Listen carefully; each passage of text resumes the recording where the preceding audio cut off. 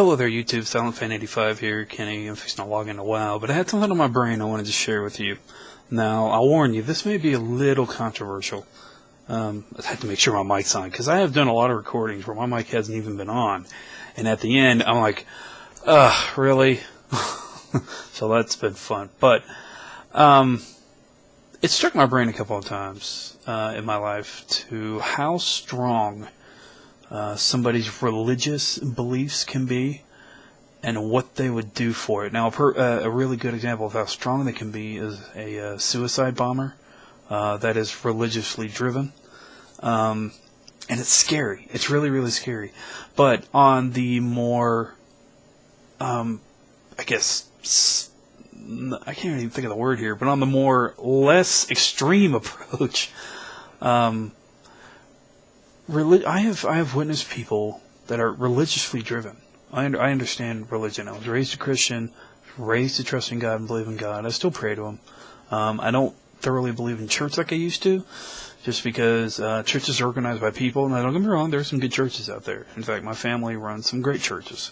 And that may sound a little biased, and it might be. But point being, there are some churches that are just too financially driven to have a clique of people and disregard other people that may need the spiritual feeding that they need to get.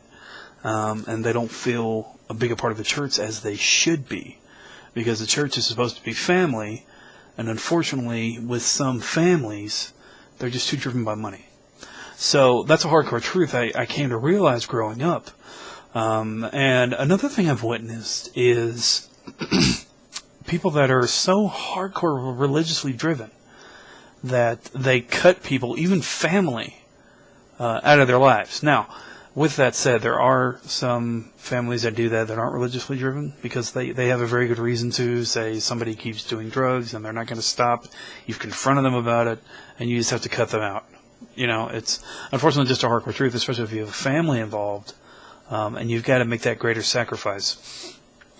The thing that really kind of gets to me with this act, though, is that people that are so religiously driven either make some kind of public remark or say something at a family reunion or just do something to make people that are driven in that way to think and say and act on just say, yeah, you know what, I don't need that person in my life, even if they are family and blood, you know, even if I did watch them grow up, or if I did watch, if they watched me grow up.